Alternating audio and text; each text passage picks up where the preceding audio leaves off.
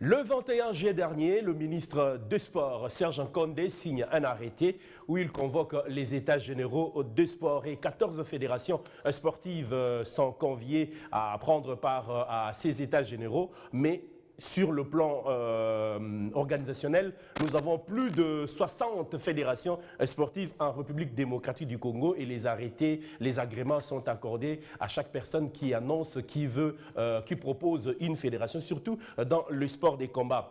Et puis, chaque fois qu'il y a un ministre et que ça ne va pas dans la fédération de football, la FECOFA, le ministre en fonction a toujours créé un état, disons des états généraux. La question qu'on se pose, ces états généraux n'ont jamais apporté des solutions aux problèmes qui rongent le mouvement sportif national. Est-ce que les états généraux convoqués par Serge Nkonde vont pouvoir apporter une solution? Les états généraux convoqués par Serge Nkonde sont les derniers pour que nous puissions connaître un bon fonctionnement du mouvement sportif national? Nous allons pouvoir en parler sur ce plateau qui a le plaisir de recevoir pour vous le général Big Joe, autrement dit Joël Ntambwe, ça c'est son vrai nom, à qui nous disons la bienvenue sur ce plateau. Le général Big Joe n'est pas venu seul, il est accompagné bien sûr de son responsable de relations publiques, Dido Lakama, à qui nous disons aussi la bienvenue. J'espère que le sol quinois vous a bien accueilli. En tout cas, déjà je suis très content d'être là. Et puis effectivement, oui, le sol congolais nous a vraiment très bien accueillis. C'était pas la première fois que je venais, c'était déjà la deuxième fois. Okay. Mais franchement, je suis ici et j'ai juste plus envie de retourner, quoi.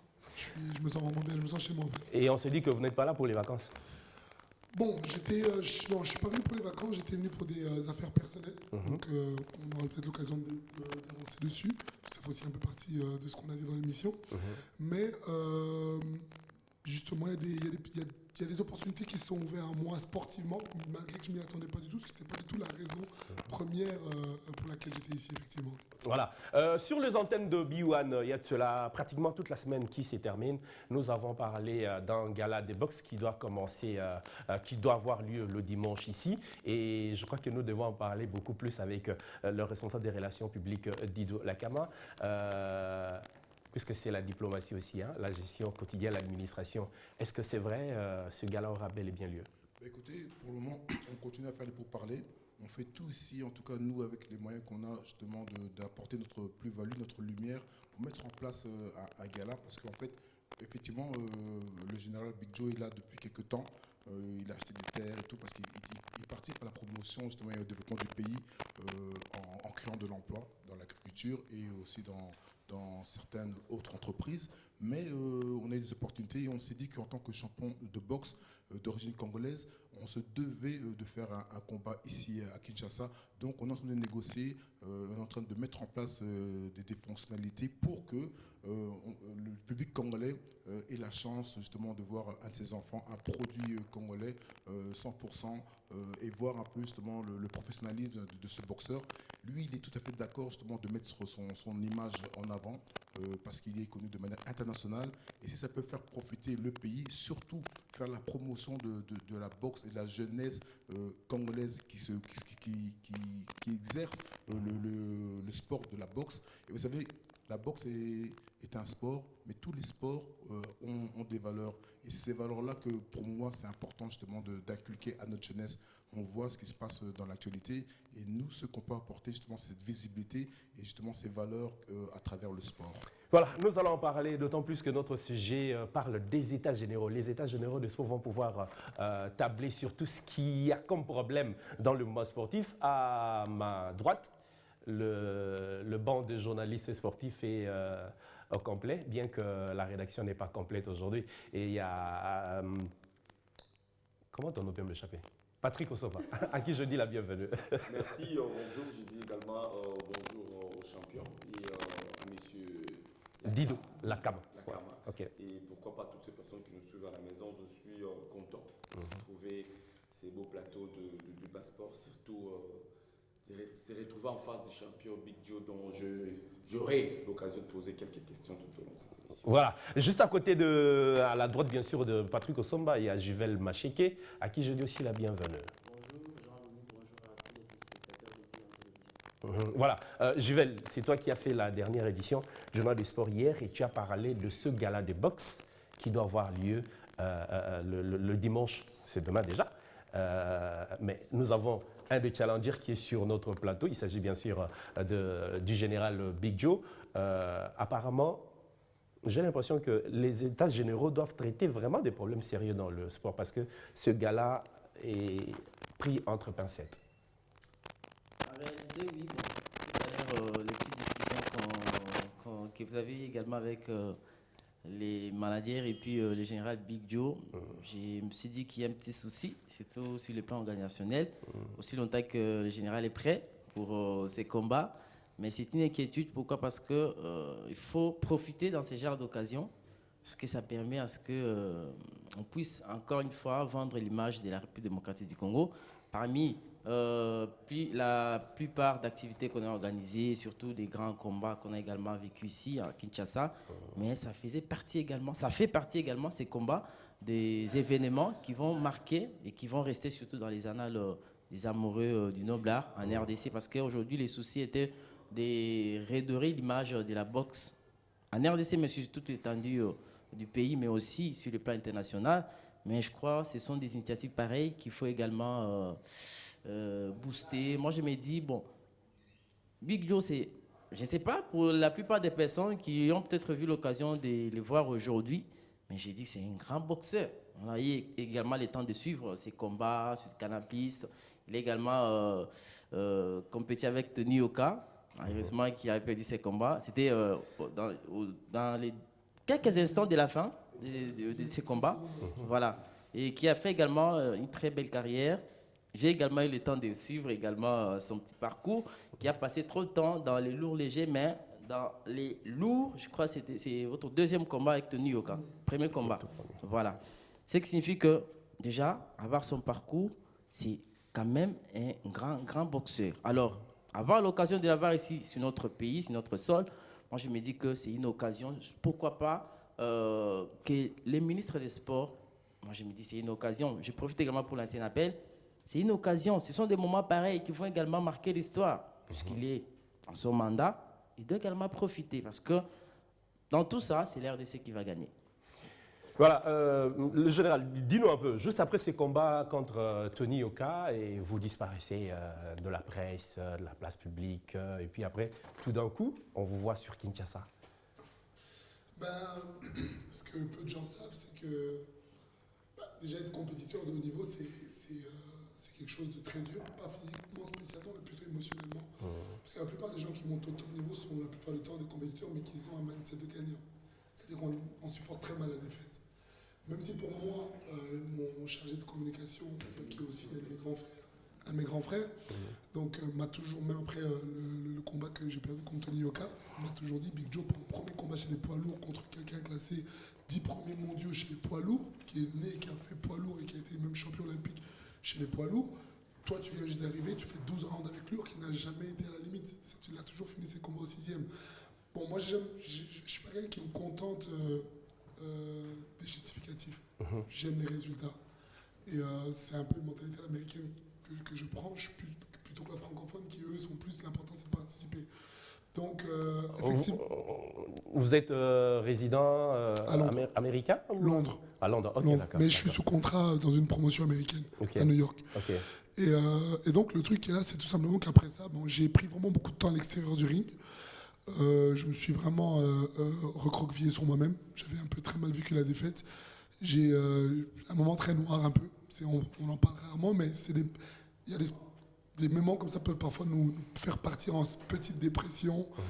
On boit du noir, on est un petit peu dépressif, on se demande si on va arrêter, est-ce qu'on a encore la niaque. Donc voilà, j'avais besoin de réfléchir, j'avais besoin de me retrouver tout seul. En même temps, quand vous êtes sous les feux des projecteurs comme ça, vous avez tout un pays comme la France qui vous attaque, qui vous noie sous... Effectivement. C'est un combat qui n'a pas été préparé ou... bon, en fait, c'était votre première tentative dans le lourd. C'est première tentative. Vous vous êtes dit, bon... Qui vous a contacté pour ces combats? C'est Canal Plus eux-mêmes. Ok. Ouais, parce que Tony Yoka est sous contrat avec Canal+, avec Ouais. une structure qui est directement avec Canal+. Et donc, Et qu'est-ce qui vous a motivé à pouvoir affronter Yoka qui venait, bon, déjà, qui avait toute la renommée olympique? déjà, moi, j'aime les challenges. Vous qui me connaissez depuis que j'ai commencé ma carrière de boxeur, je suis quelqu'un qui relève les challenges. J'aime pas trop avoir des combats faciles, même si, comme tu as dit, tu as regardé mon palmarès, tu as pu voir que j'ai affronté quand même beaucoup d'invaincus. Donc, je suis quelqu'un qui aime beaucoup relever les challenges, même quitte à parfois mettre le business en péril parfois. Ça, c'est vraiment là souvent reproché auprès des investisseurs. Mais ouais, j'aime les challenges. Et Yoka, en fait, aussi, chez les poids lourds, c'était peut-être pas mon premier choix de base, mais c'est un combat qui a été proposé durant le Covid. Le Covid venait d'arriver. Ouais. Donc toutes les promotions ont été un peu shut down, c'est-à-dire les organisations étaient aux arrêts.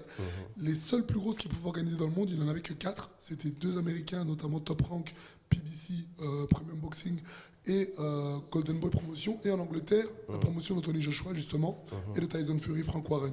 Et en France, la seule promotion qui était Canal+. Donc, à choisir, on nous a appelé chez Canal+, ça faisait 1 an d'inactivité pendant le Covid, parce que ça fait 2 ans le Covid. Et la deuxième année, on s'est dit, bon, vers la fin de la deuxième année, on s'est dit, allez, Big Joe, ça continue comme ça, tu risques de partir sur 3 ans sans boxer, donc il faut y aller. Et tout ce qu'on avait étudié, Yoka, c'était pas non plus le plus gros défi chez les poids lourds. Donc on s'est dit, bon, on y va. Effectivement, poids lourd léger qui monte chez les poids lourds à la limite entre 99 et 100, contre Yoka qui faisait quand même 116, pour arriver à 12 rounds, donc qui finit dans le monde les poids lourds au 6e round ou au 5e, c'est que le calcul était quand même bien fait. Maintenant, pour d'autres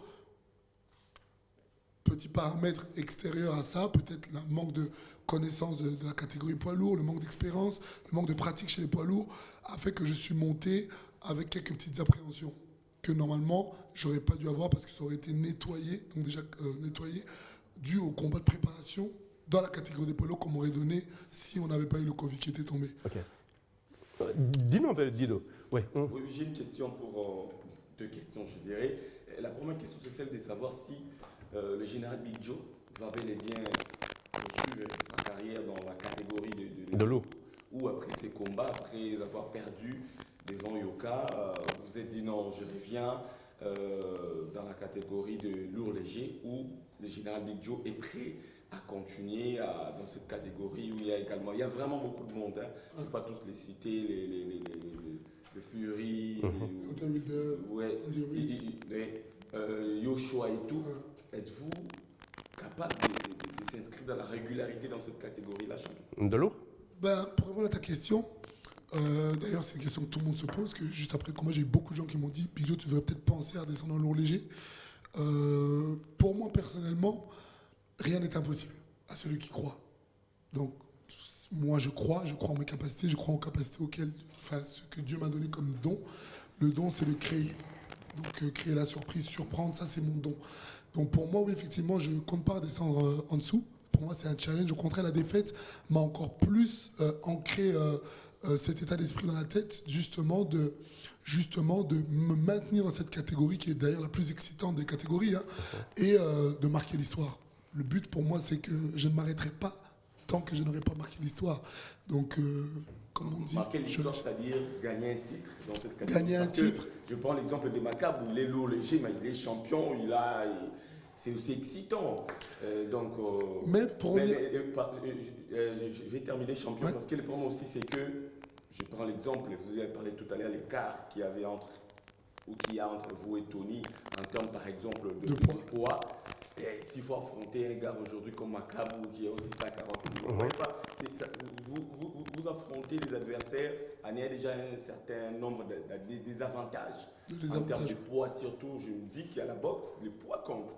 Bien que vous pouvez être bon techniquement et tout, mais lorsque l'autre est plus puissant que vous avez peut-être 98 ou 99 kilos ou encore 100, vous affrontez par exemple Bakolé qui a 140. Et vous ne voyez pas que vous êtes un tout petit peu désavantagé. Le mieux serait pour vous de chercher à gagner par exemple la ceinture au niveau de la de rester dans votre environnement que vous êtes habitué. Que personne ne va vous en vouloir. Hein. Là, vous avez tenté. Avec Yoka, on a vu tout ce que vous étiez capable de faire. Mais pourquoi pas redescendre et aller gagner dans votre catégorie? Ouais.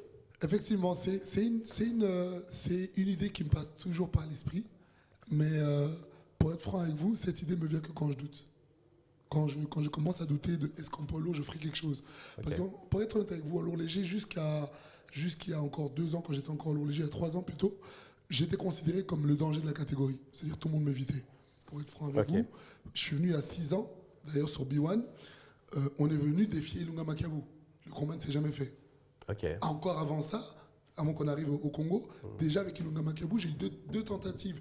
Il a boxé une fois en Allemagne et une fois au Luxembourg, 2 fois pour des titres. Une fois une IBF et une fois une WBA. J'ai donné ma candidature parce qu'on m'avait contacté, j'ai répondu présent, ils ne sont jamais revenus. Donc, je veux dire, j'ai lâché des petites provocations gentilles dans le sens où c'est sportif. Il n'y a aucune animosité envers la personne. Je respecte ce qu'il a fait comme parcours. Mais dans la boxe, ce n'est pas le football. On ne joue pas un sport d'équipe. Il n'y a qu'un seul gagnant. Il y a peut-être 7 ou 8 fédérations, mais il n'y a qu'un seul super champion. Effectivement. Voilà. Et quand on est dans la même catégorie, comme Chisora le dit souvent, on ne peut pas y avoir d'amitié avec quelqu'un avec qui on peut se voir sur le champ de bataille. Et aujourd'hui, Ilunga Makabu, pourquoi j'en parle? Parce qu'aujourd'hui, je suis plus en lourd léger. Donc effectivement, je peux permettre de parler naturellement, de reconnaître son talent en tant que boxeur. Mais ce que j'essaie de dire, c'est que lourd léger, personne ne voulait m'affronter. Lourd léger, c'est une catégorie aussi qui passe sous les radars. Pourquoi? D'ailleurs, Ilunga Makabu, on peut le voir, à part ici au Congo, il n'est pas vraiment suivi ailleurs. Pour une raison, pas parce qu'il n'est pas bon. Parce que les lourds légers est une catégorie que le public ne regarde pas, ne prête pas attention. C'est la réalité. Elle a été Pourquoi? Parce que le combat n'est pas alléchant ou parce que c'est une catégorie qui a été créée il y a 25 ans, à l'époque de Floyd Patterson, quand il y avait encore Mohamed Ali, à l'époque de Joe Frazier. Joe Frazier avait 93 kilos. Donc c'était en réalité un lourd léger. Floyd Patterson était à 83 kilos. C'était des lourds légers. Mais on a trouvé que la différence de poids de 83 kilos, 93 kilos des boxeurs comme lui qui étaient hyper bons, ne pouvait pas rivaliser avec des boxeurs comme Ken Norton, même si Joe Frazier l'a battu. Mais par exemple, il a perdu 2 fois d'affilée contre Foreman qui avait 115 kilos. C'était un des premiers boxeurs de son époque à avoir ce poids-là, par exemple. Et on le voit, il perd 2 fois par KO. Et donc, on a créé cette catégorie lourd léger pour pouvoir permettre à des boxeurs comme Foreman comme Joe Frazier ou Floyd Patterson qui avait 1m81 pour 83 kilos, ou Frazier qui avait 93 kilos, de pouvoir, parce qu'ils sont bons mais qu'ils partent sous une désavantage de taille et de poids, de pouvoir prospérer en étant champion du monde tout simplement. Mais depuis que cette catégorie a été créée, elle n'a jamais été acceptée. On peut le voir aujourd'hui comme pour un bête exemple. Pourquoi? Il y a une nouvelle catégorie qui a été créée. C'est la catégorie des Bridgerweight. C'est le Bridgerweight, c'est-à-dire la catégorie de pont, la catégorie de pont. Elle est c'est une nouvelle catégorie qui se trouve maintenant entre le 95 kg et le 102 kg. On appelle ça quoi, les brettes? Bridgerweight, le pont. Le pont, oui. Pourquoi? Parce qu'aujourd'hui, vous avez encore une nouvelle génération de poids lourds, comme des Tyson Fury qui font 2,3 m, 136 kg. Vous avez des Andy Ruiz qui sont petits mais qui font 140 kg. Vous avez, vous avez des monstres naturels. Et aujourd'hui, des boxeurs comme moi qui ont par exemple 1m98 ou qui ont 1m85 comme Evander Holyfield avait, sont des boxeurs qui ne pourront jamais être champions du monde, comme à l'époque de Joe Frazier ou de Floyd Patterson. Donc, quand il y a eu l'arrivée de George Foreman qui est arrivé avec un nouveau spécimen, nouveau physique, nouvelle ossature, une nouvelle taille, nouvelle mensuration. Donc aujourd'hui, on a créé cette catégorie pour pouvoir permettre à ces boxeurs de pouvoir, eux, aussi devenir champions du monde, parce que c'est pas de leur faute s'ils ne deviennent pas. C'est parce que les dimensions trouvées aujourd'hui dans la boxe sont gigantesques. Donc ils n'ont plus vraiment de chance de prospérer. Et donc, effectivement, le public ne suit pas. C'est une catégorie, elle est sortie, ça fait 1 an, le public n'accroche pas. Ils disent, si on veut voir des poids lourds, on regarde directement les poids lourds. Si on veut voir de la vitesse, on va chez les petites catégories. Pourquoi on nous met des catégories intermédiaires? Il n'y a plus d'intérêt, il n'y a plus de piment. Sinon, le gars descend, il fait l'effort de descendre et descend dans lourd léger, comme vous dites. Sinon, peut-être une dernière question, on va donner le micro à Jivel. Sinon, ces combats contre Yoka vous a donné de l'expérience, je crois bien. Et ensuite, vous avez suivi Yoka contre Bakole. Aujourd'hui, êtes-vous prêt, si l'occasion se présente bien sûr, d'affronter encore une fois Tony Yoka? Est-ce qu'on peut se dire que ces 2 combats, votre combat avec lui et son combat avec Bakole, vous a donné des idées? Parce que face à Bakole, quand même, on a vu que Yoka n'était pas celui que les Français nous présentaient. Bon, nous, la presse, on les savait déjà, mais bon, beaucoup de gens. Ce qui est sûr, pour le petit ici dans les rues quinois, Yoka est plus que Fury, plus que Yoshua, bon, et pense que c'est lui, bon, vu qu'il a un contrat des canals, les Français en parlent beaucoup. Mais aujourd'hui, ma question, c'est de savoir si ces 2 combats vous ont donné des idées et qu'aujourd'hui, s'il y a l'opportunité d'aller affronter une fois de plus Yoka, et si vous allez l'affronter, et si oui, est-ce que vous avez cette fois-ci plus de chances de les battre après avoir suivi et revu votre combat avec lui et celui de Bako, où il était passé complètement à travers? Donc effectivement, par rapport à ça, c'est une bonne question. Il faut savoir qu'après le combat de Tony Yoka, on a directement lancé des négociations pour une revanche. Donc d'ailleurs, des vidéos même sur YouTube qui prouvent on me voit attaquer Yoka verbalement pour proposer une revanche. Sans injure, sans quoi que ce soit, mais vraiment très sportivement, demander une revanche. Même quand il a perdu après Bacolé, ils ont remis une vidéo que j'ai postée sur Instagram. Les médias français ont posté ça sur YouTube, les blogueurs de boxe, où on me voit... Non, ils l'ont mis tout simplement pour remonter le moral de Yoka. Hein. Effectivement, mais on me voit demander, donc féliciter déjà Martin Bacolé pour sa prestation, et Yoka aussi, mais plus Martin parce qu'il a surpris beaucoup de gens, mais on me voit redemander une revanche, dans le sens où, ça fait un moment que je te redemande, tu ne réponds pas, je te tag, je mets ton nom, donc tu reçois une notification de ma part, tu ne réponds pas, tu fais la personne qui ne voit pas mon commentaire. En réalité, c'est aussi que Yoka et sa team, déjà, stratégiquement, c'était très malin de prendre un boxeur lourd léger qui passe poids lourd au début, parce que les appréhensions qu'il allait avoir, lui, Yoka ne les a plus. Il vient immédiatement son game plan en place, que ça fait 15 ans qu'il est professionnel et 15 ans qu'il a commencé directement poids lourd. Donc, il n'a pas les appréhensions que moi j'aurais ici. Autre chose, une fois qu'on a battu un boxeur, la plupart du temps, on peut se permettre de l'esquiver. Et que même si, regardez Canelo avec Floyd Mayweather a battu Canelo quand Canelo avait 23 ans qu'il était au début. Okay. Aujourd'hui, Canelo est imbattable, c'est devenu le Mike Tyson de la génération. Voilà, et qui demande Floyd Mayweather dit pourquoi je vais le boxer. Je l'ai déjà battu, vos champions, vous louez aujourd'hui. Donc c'est pas évident que Yoka accepte votre... Je pense pas, parce que techniquement, il sait que je suis meilleur que lui. J'ai le meilleur bagage technique que lui. Et au niveau poids, effectivement, je fais un régime alimentaire parce que je sais que pour que je puisse rivaliser aujourd'hui en catégorie poids lourd, il faut au moins que j'atteigne les 110 kilos. Aujourd'hui, je suis à 104. Contrairement au combat où j'étais à 100. Donc voilà, je monte déjà petit à petit. Mais mon but, c'est de moi arriver à 110 kilos et de pouvoir rivaliser. Techniquement, au niveau morphologie, au niveau technique, j'ai un bagage technique qui fait que de lourd léger, c'est plutôt un avantage chez les poids lourds, il faut savoir ça. Non, la vitesse de débit à laquelle on débite les coups, un poids lourd n'aura jamais ça. La vitesse de déplacement, un poids lourd n'aura jamais ça. On peut prendre l'exemple de qui? Le meilleur exemple, vous avez Usyk qui a battu Anthony Joshua, l'Ukrainien. C'est un gars qui a boxé Joshua faisait 115 kilos, Usyk n'avait que 96 kilos. Il faut savoir ça. Usyk ne passe pas la barre des 100. Mais, champion, dis-nous un peu, techniquement, quand vous augmentez le poids, je crois aussi, même la vitesse aussi de coups de poing diminue aussi. Elle diminue un petit peu, mais elle ne diminuera jamais plus qu'un vrai poids lourd. Ok. Vous comprenez? Ok. Ouais, parce que morphologiquement parlant, même votre ossature est plus fine qu'un vrai poids lourd. Donc vous avez moins de masse, de densité à porter, plutôt qu'un vrai poids lourd qui va arriver avec des os comme ça. Et même le déplacement aussi sur le ring aussi, je crois que c'est ça. Ouais, mon déplacement est un petit peu ralenti par rapport à ma catégorie inférieure, mais par rapport au poids lourd, je bouge toujours comme par exemple un mi-lourd. Pour eux, je suis toujours trop rapide. Ok. Donc d'ailleurs, c'est ça qui a fait que j'ai survécu, j'ai boxé plutôt 12 rounds avec Tony Yoka. Pourquoi? Si j'avais si j'étais un vrai poids lourd et que j'étais monté avec une prestation telle que j'ai fait et je ne bougeais pas sur le ring, Yoka aurait pu me sortir avant. Oui, je vais. Moi, je sens que le champion est déterminé de continuer dans cette catégorie-là. Ouais. Et comme il aime les challenges, il a dit au début. Il veut bien se confirmer dedans. Il s'est confronté à toutes ces personnes-là. Je veux juste ouvrir des crânes, moi. Voilà. Ce sont des mots, pas des mots boxeurs. Oui. Alors, j'ai une petite préoccupation.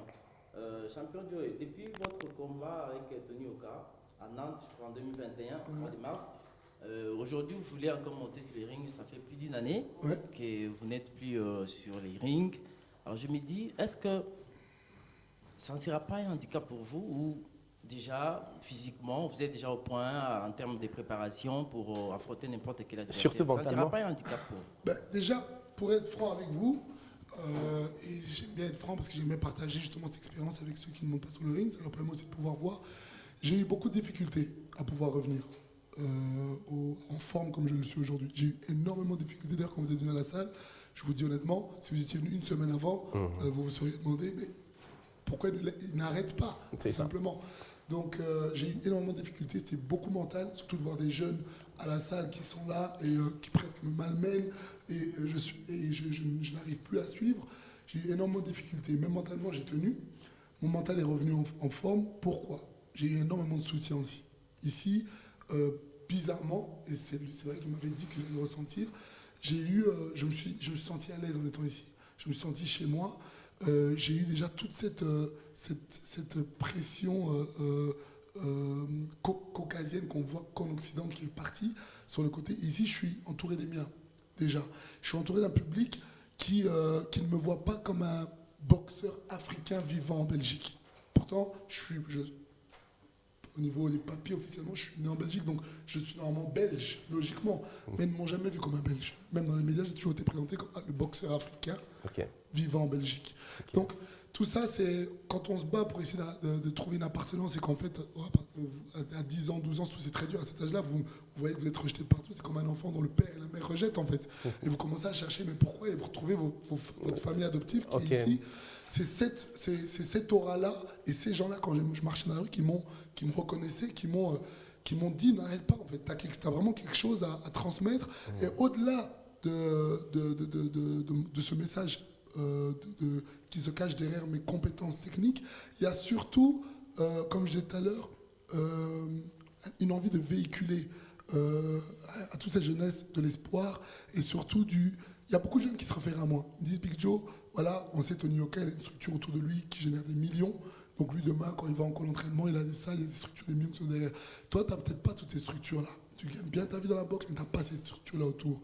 Mais malgré tout, nous, quand on te voit, on s'identifie à toi. Parce que nous, dans nos domaines respectifs, que ce soit l'infographie, que ce soit n'importe quel autre domaine, et qu'on se sent ne pas avoir les chances ou les choses mises dans les mains pour qu'on puisse aller de l'avant, quand on a envie d'arrêter, on t'observe et on se dit, putain, mais ce mec-là, il a tenu, il tient le coup et il arrive quand même à hisser son nom parmi les meilleurs, malgré qu'il n'a pas toutes ces structures autour. Et en fait, aujourd'hui, je me suis rendu compte que, et lui me l'avait toujours dit, parce qu'avant, je boxais toujours pour moi.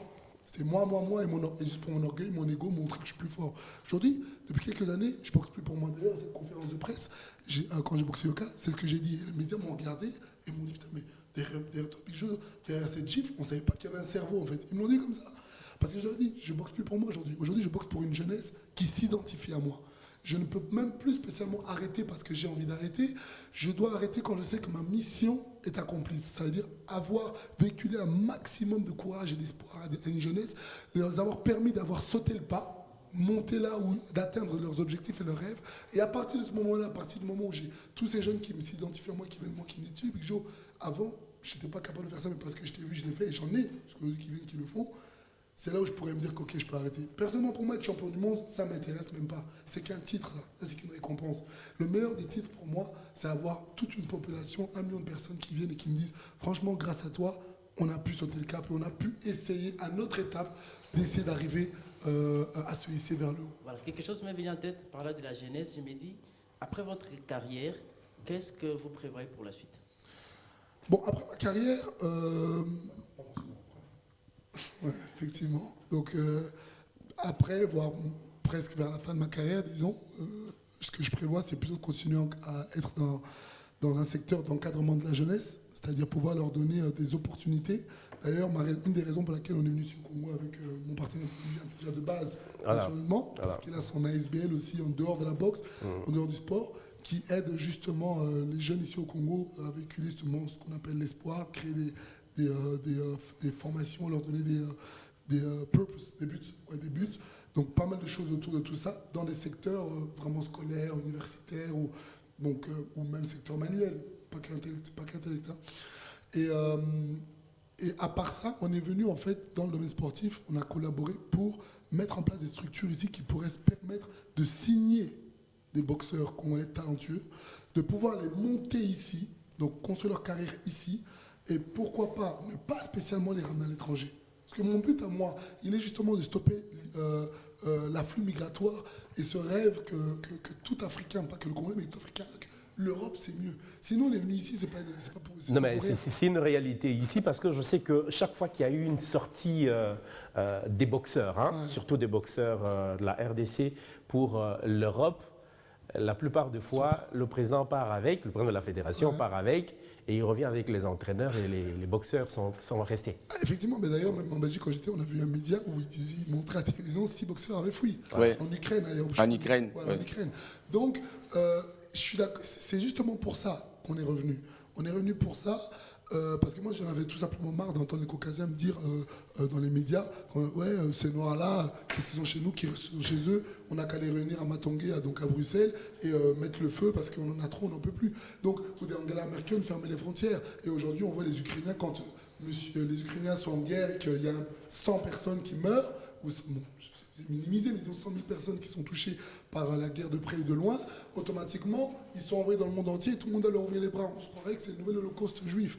Contrairement à des Noirs, je prends juste le Congo, des pays comme le Congo ou le Tchad, ou l'Ouganda, des pays où il y a des morts, des millions de morts depuis plusieurs années, on n'en parle presque pas. International ne daigne même pas regarder, ne daigne même pas ouvrir leurs portes.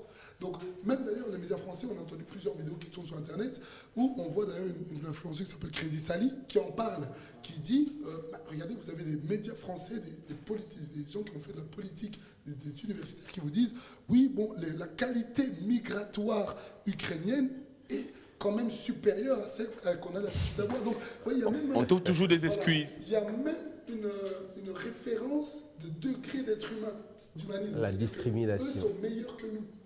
Eux sont plus. Donc, l'exemple qu'ils ont donné, c'est qu'ils roulent dans les mêmes voitures que nous. Donc, ici, il y a des gens qui roulent en Champion, vous n'avez pas tort, mais le problème, c'est aussi nous-mêmes. À peine, ici, on vient d'avoir quand même une salle. Là, vous vous entraînez chez Champions Academy avec les champions Ilunga, Daniel Ilunga. Donc, avant, c'est depuis le mois de décembre seulement. Donc, c'est-à-dire qu'avant, il n'y avait rien. On s'entraîne à ciel ouvert. C'est aussi, en termes d'infrastructure, en termes de tout ce qui va avec. Quand le Congolais part ailleurs, ils se disent non, mais ici c'est mieux, je peux me développer facilement parce qu'ici c'est compliqué. C'est ça aussi les problèmes. Les problèmes, c'est aussi nous-mêmes, on doit prendre nos responsabilités, même comme vous êtes venus, investir, c'est-à-dire mettre tout ce qu'il faut en termes d'encadrement et tout pour permettre aux jeunes Congolais de s'entraîner, de travailler dans des conditions, même si ce ne sera pas 100% comme à l'Europe, mais à 70%. Effectivement, et là je rejoins tout à fait ton point de vue. Et bon, moi je ne suis pas du tout dans la politique, mais je vais vraiment faire une brève parenthèse. C'est qu'effectivement, je suis d'accord avec toi, les politiques ont un travail à faire à ce niveau-là. Pour réussir dans ton projet, il te faut une politique, hein, sportive bien sûr. Effectivement. Donc le truc qui est là, c'est que les politiques ont un travail à faire. Mais ce qu'on oublie, c'est que le Congolais ici, la plupart du temps, attend beaucoup que du politicien. Alors qu'en réalité, il y a un travail qui doit venir des deux sens, de la politique, mais du peuple aussi. Quand je dis le peuple, je ne parle pas spécialement du peuple qui est considéré comme la classe pauvre. Je parle du peuple qui est considéré comme la classe riche. Quand on regarde Donald Trump, quand on regarde des pays comme la France, c'est qui fait les politiciens? Le politicien, en réalité, c'est juste un porte-parole. C'est comme mon RP ici. Il porte la voix de ses lobbyistes. Donc le lobbyiste est le peuple. Et le lobbyiste, c'est la boucle première qui dit, écoute, toi, je vais t'élire pour que demain, tu fasses passer mes compagnies de plastique qui polluent l'air. Mais je m'en fous, tu vas te battre pour que moi, je paye moins de taxes. Donc, je vais mettre tout mon argent derrière toi et tu vas être élu. Et je vais parler à ceux qui font du métal et tout le tralali et on va te mettre derrière toi. Ok, lui, il va défendre leurs idées et leurs entreprises. Mais donc, derrière le président, il y a des lobbyistes. Ici, on n'a pas de lobbyistes. C'est déjà le problème. On n'a pas de lobbyistes. On a des hommes riches, des hommes puissants financièrement. Des opportunistes. Voilà, mais on n'a pas de lobbyistes. Et moi, j'ai une question pour l'élection des chargés publics, une question par rapport à l'activité dont vous devez organiser les galas. Jusqu'à ce niveau, dis-nous clairement, qu'est-ce qui bloque exactement? Parce que c'est déjà demain, apparemment, il y a des coques à jambes, apparemment, il y a des choses qui ne vont pas. Et puis, une dernière question, j'aimerais bien que vous me répondiez en premier pour les champions. C'est juste une petite anecdote. Champion, Big Joe, les généraux, avant votre combat, je reviens encore sur ce combat face à Tony Yoka, vous avez mis une claque à Tony Yoka. C'est quoi? Vous avez dit des mots qui vous avaient énervé ou c'était juste pour faire de buzz? Bon, moi en général, c'est cette image-là, on circulait dans la toile comme pas possible. Il provoque trop de gens, mais professionnel. Non, c'est vrai que après, moi je ne provoque pas. Je ne provoque pas. Je suis ce que je suis à la pesée. À la conférence de presse, c'est mon vrai moi. C'est-à-dire que je suis prêt à en découdre déjà à la conférence de presse. Ouais, je suis prêt à en découdre déjà à la conférence de presse. Pourquoi? On oublie aussi que, comme je dis, on n'est pas dans le football. Déjà, les footballeurs ont déjà cette pression avant le match. Okay. Nous, on sait qu'on va s'en foutre plein sur le visage. Il faut se réchauffer alors. C'est même pas ça, c'est qu'on rentre avec cette adrénaline, on va s'en foutre plein sur le visage. Et puis tu as le regard de l'adversaire à moins d'1 mètre, qui te regarde, dans ce regard tu peux lire, je vais t'exploser le crâne. Exactement. Et toi, tu passes en mode t'inquiète pas, moi aussi je vais t'ouvrir le tien. Donc, vous êtes C'est pour enlever un peu la Ouais, frustration, non, vous la êtes peur. Vous êtes tous les deux en mode électrique. Et de là, qu'est-ce qui se passe? Bon, Tony Yoka, l'erreur qui a été, c'était vraiment bête, c'était un bête petit truc. On s'est marché sur les pieds. En réalité.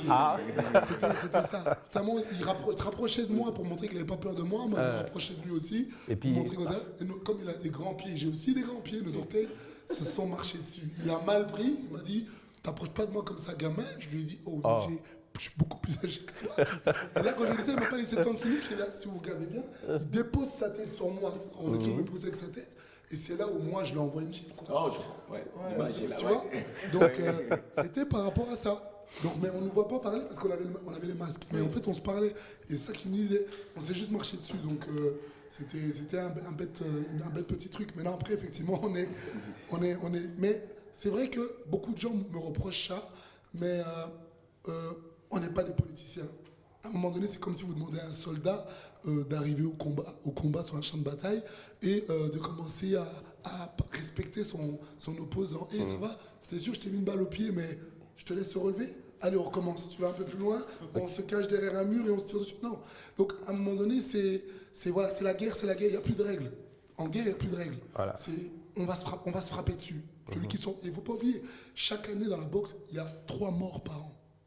Ça, on oublie de le dire. Il y a 3 morts l'année dernière. Sur le ring? Sur le ring. L'année dernière, on a eu un gars qui s'appelle Pichon, je crois que c'était un Antillais ou un Équatorien, un truc comme ça. Il est handicapé. Sur Instagram, vous avez toujours les blogs de boxe qui vous republient ces images en montrant.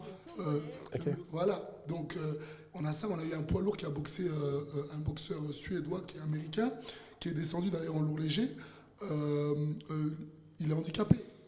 Magomed, handicapé. Pareil, il ne parle plus. Ses mains sont comme ça, les autres ne parlent plus dans un centre.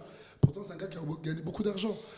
Et ça, c'est des réalités. C'est pour dire que ça ne sera jamais un sport. Moi, je ne considère pas la boxe comme un sport. Merci. Voilà. Je sais pas si on peut avoir la réponse par rapport au combat. Ça, Oui, c'est la dernière question. oui. Qu'est-ce qui bloque, en tout cas, jusqu'à là? Non, qu'est-ce qui bloque? C'est un peu tout ce que vous avez dit en général. J'aurais voulu répondre à pas mal de choses. Mais voilà, par rapport à ce qu'il vous dit, justement, c'est ça mon apport à moi. Mon apport, c'est vraiment apporter justement à la boxe, justement, se remémorer les valeurs. Et c'est ce que j'essaie de dire à Big Joe depuis que jeune, je le connais. Je l'ai encadré depuis qu'il est petit. Et justement, j'essaie justement de lui inculquer aussi des notions, justement. Pour moi, non, le combat ne se fait pas en dehors du ring, il se fait dans le ring, même s'il a raison, il y a toutes ces frustrations qu'il faut gérer, mais il faut les gérer. Et c'est ce qu'on essaie d'inculquer aussi à notre jeunesse, c'est-à-dire qu'il est loin d'être parfait, il n'arrive pas ici en image de perfection ou de personnes modèles, mais juste pour dire qu'il est comme vous. Il est comme tous ces jeunes-là qui sont à l'extérieur et qui ont besoin aujourd'hui d'un encadrement, qui ont besoin d'un suivi, parce que il a dit vous-même, depuis quelques temps qu'il est venu ici, il a eu du mal à se relever de ce combat psychologiquement. Physiquement, il était au point. Pour moi, c'est une victoire du fait que quelqu'un qui fait son premier combat en poids lourd puisse faire 12 rounds avec un soi-disant champion. Donc pour moi, c'est un exploit. Maintenant, psychologiquement, lui, vous avez vu, c'est un guerrier. Il ne retient que la défaite. Et je l'ai ramené ici au Congo pour qu'il se rappelle un peu, pour qu'il s'appelle ses valeurs, pour qu'il se rappelle un peu qu'il doit dédramatiser et voir un peu tout ce que la jeunesse vit ici. Et chaque jour, il continue à se battre. Et c'est ces jeunes-là qui lui ont appris justement à se relever et à remonter sur le ring. Il a repris ses entraînements. Il a eu des soutiens de tous les boxeurs internationaux, mais surtout de la population congolaise. C'est ce que je dis souvent aux gens, le Congo peut nous apporter énormément. Il ne faut pas croire que c'est que nous, de l'extérieur, qu'on peut venir apporter des choses, mais c'est le Congo, avec sa population, qui peut nous apporter à nous, Congolais de l'étranger. On a besoin de ça. On est en manque de racines, d'énergie, et justement, c'est comme s'il nous manque notre famille. Et quand on arrive à joindre la famille et le boxeur, ça peut avoir des résultats magnifiques. Mais il y a un grand travail à faire de manière structurelle, avec les fédérations, et on est en train de collaborer avec les fédérations pour faire un travail en parallèle, mais aussi avec les politiques qui doivent avoir une vision politique et qui doivent aussi appuyer et mettre les moyens, parce que grâce au sport, on peut justement sortir beaucoup de jeunes justement de la délinquance et d'autres choses. Voilà, le temps nous imparti a pratiquement touché à sa fin, mais j'aimerais que vous répondiez à 2 petits mots seulement. Le projet que vous avez. C'est un projet très élogieux pour la jeunesse et pour le pays. Est-ce qu'il doit commencer juste après ce gala, dont on ne sait pas s'il aura lieu, ou il a déjà commencé? En fait, le projet a déjà commencé. Moi, je coordonne une ASBL qui s'appelle Change SBL. On est à Kinshasa depuis quelques temps et on a commencé à travailler dans certaines villes comme Goma, comme Matadi. Et j'ai eu la chance de voyager parce que je faisais partie du voyage avec la famille Lumumba. Ce projet a déjà commencé. Depuis longtemps, nous, on est là pour faire la promotion du Congo dans toutes ses facettes, que ce soit culturel, que ce soit par la rumba, que ce soit par le sport, que ce soit par l'entrepreneuriat. Donc ce projet a déjà commencé. On peut prendre contact, on est ici pour prendre des contacts avec les politiques, avec les fédérations, pour voir comment nous, on peut amener notre père l'édifice au développement et à l'évolution du Congo. C'est ce qui nous intéresse. On va s'intéresser pour suivre un peu son évolution, mais on est obligé de se quitter ou de rendre l'antenne, bien qu'on peut continuer à en parler en dehors de projecteurs. Sinon, merci d'avoir répondu à notre invitation. Merci à toi, Patrick. Merci à toi, Juvel. Merci à toi, Dodé. Merci à Héritier. Et on se retrouve le samedi prochain.